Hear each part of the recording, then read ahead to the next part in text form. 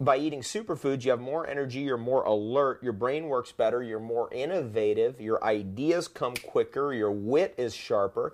I'm talking about food that actually has the most extraordinary content of vitamins, minerals, polysaccharides, amino acids, protein, and it's all plant-based, easy to eat, in fact, tastes good, and provides extraordinary nutrition. What comes to mind is the goji berry.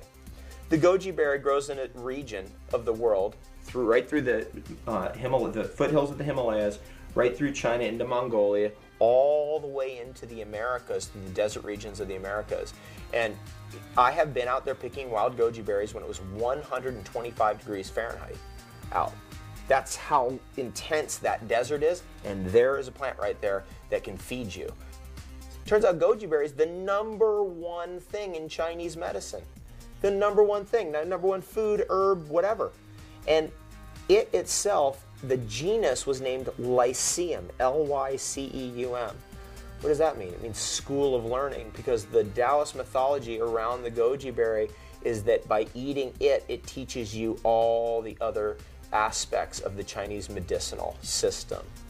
What a concept. I mean, just this idea that we could learn something from a plant. This is the power of a superfood. What about maca? Maca is one of the great foods that comes from South America in the Andes Mountains. It's the highest altitude crop in the world. It's in the radish, broccoli, cauliflower, brassica family. It's one of the most invigorating endocrine supporting foods in the world. It contains over 20 fatty acids, so it's a kind of an oily root vegetable, very unique in the world. It also contains an enormous amount of amino acids, 20 different amino acids, by the way, and an array of unique minerals like sulfur. And one of the most important things, though, is that all these things together modulate our endocrine system. So that if our endocrine system is a little worn down, let's say our vitality is down, we don't no longer have the reproductive power, boom, suddenly we have the reproductive power. What about marine phytoplankton? I mean, this is the work of Jacques Cousteau. Jacques Cousteau essentially was the guy who brought to the world the knowledge that the entire ecosystem of the world is dependent on marine phytoplankton. That they are really the producers of oxygen in the atmosphere. They produce sulfur in the rain that then goes around the planet and gets into the trees and creates the pliability and the flexibility of all the plants and trees in the world. They are the producers of the proteins that feed the most incredible animals in this world, which is very likely the whales.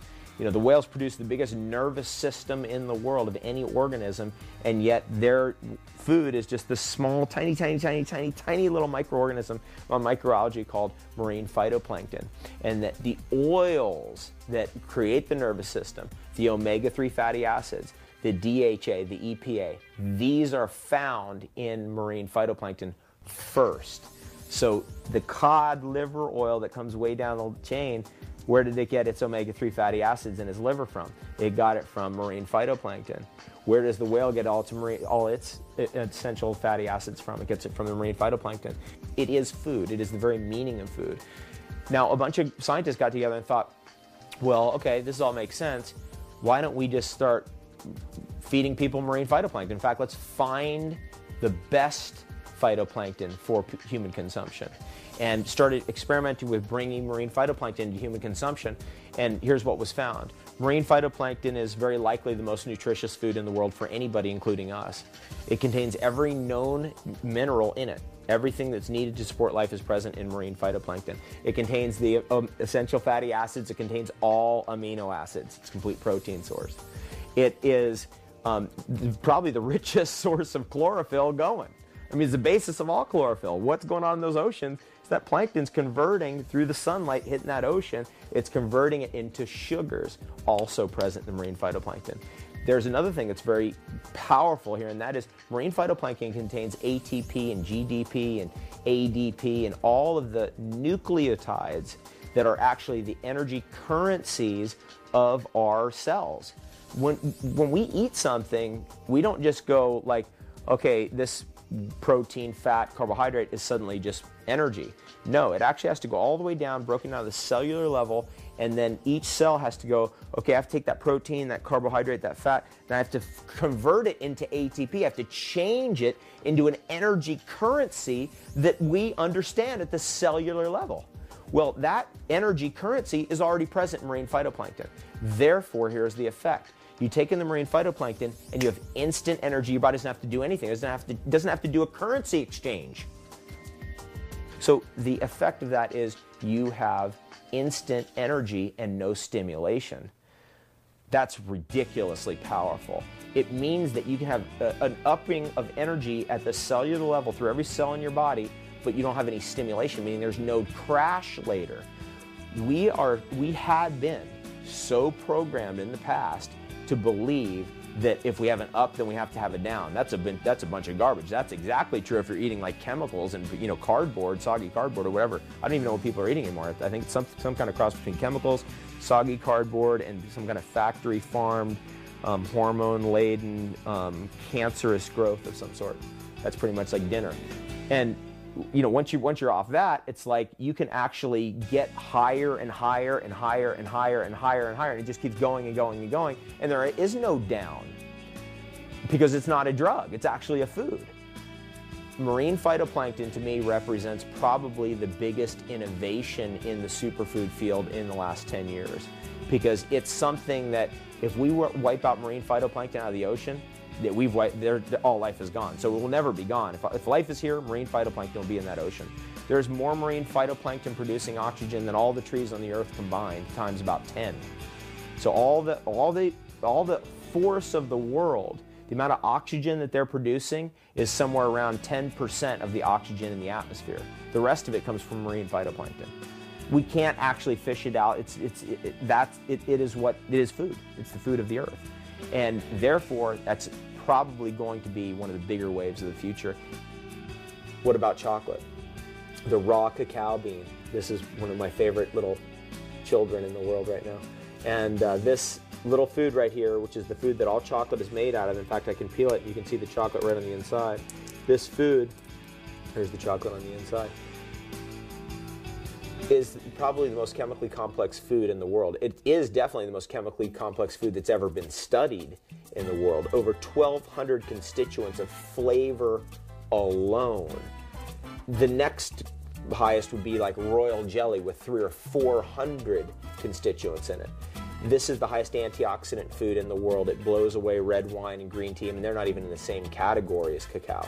We're talking orders of magnitude greater, meaning cacao is somewhere around 10, 15, 20 times greater in antioxidants than green tea, 30 times higher than red wine, 15 times higher than blueberries. And that's how powerful it is.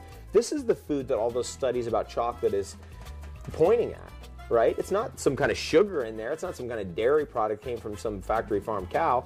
It's actually the nut that all chocolate is made out of. In fact, this is the most widely eaten nut in the world that nobody eats. It's all processed, massively cooked, roasted, toasted, microwaved, heat destroyed, hexane extracted in huge factories. And what we did, our work has taken that, removed that entire industry and said, sorry, no, we're flushing you down the toilet. Flush that whole thing down the toilet, and now we're going right back to the original food in its raw, natural state, the way that the Native Americans ate it for thousands of years. The antioxidant content, what about the vitamin C content of that food right there? There's nothing that rivals this in vitamin C in the entire seed and nut world, and it's one of the highest vitamin C containing foods of any food in the world. All processed chocolate contains no vitamin C because it's all destroyed by heat. Then we go into the mineral content of cacao. Cacao, the raw chocolate nut, is the highest natural source of magnesium, chromium, and iron. It's extremely high in zinc and copper and manganese. These are some of the most deficient minerals in our world. There is so much magnesium, copper, iron, and chromium in cacao that actually has therapeutic levels, meaning it's like a mineral supplement. There are very few foods in the world that are actually mineral supplements, but cacao is one of them. Now, beyond that, what about the brain chemicals that are in cacao? The bliss chemicals, anandamide. That's a chemical that only exists in human metabolism, except one plant has it, and it's cacao. What does that do? It makes you feel great. It's like an endorphin. You feel like you just did a big workout. Once you cook those phenethylamines, it's a natural kind of amino acid that's in cacao, you destroy most of the different frequencies of the phenethylamines. Now, if you recall, there was a lot of research recently about these phenethylamines being related to falling in love. These are the chemicals of falling in love that are in chocolate. But all cooked chocolate is most of it's gone. It's been evaporated, broken down, chemically changed by heat. But raw cacao has all of it still totally intact. All of the love chemicals are still there. How about that? And it goes on. What about the theobromine? The theobromine dilates all your capillaries, so whatever you eat chocolate with is absorbed deeper into your system than any other way you could eat it. Let's say you like herbs. Let's say you need herbs for your own healing. Well, you don't want to just be taking a bunch of dry herbs and just guzzling it down with water, because your body goes, oh, I don't know really what to do with this. In talking to some of the great herbalists of the world, I've found a very strong commonality that they all believe that herbs are best absorbed when they're consumed as foods. And what's the best delivery mechanism in the form of a food? Cacao. You take some cacao, you crush it down with your herbs, you mix it up with a little bit of water, you down it that way, and then you got a nice little chocolate drink, or even a hot chocolate. You can just put a little warm tea in there, blend it all down, and drink it, and then you're saving yourself while having the best day ever too. If we keep going down the road on superfoods, when we can look at things like noni and aloe vera. I mean, noni is just this tree and this plant, it grows straight in a lava field. I mean, there's no soil. It's a fruit tree. It's so potent and powerful what is in that stuff. The polysaccharide fraction, the ormus elements that are in the polysaccharide fraction of the noni is the highest in the world of any plant. So we've seen that some of these super medicinal things, like the medicinal mushrooms, like the goji berry, like aloe vera, have a fraction of what we call polysaccharides. And this is influencing the immune system. And noni has the highest of any plant.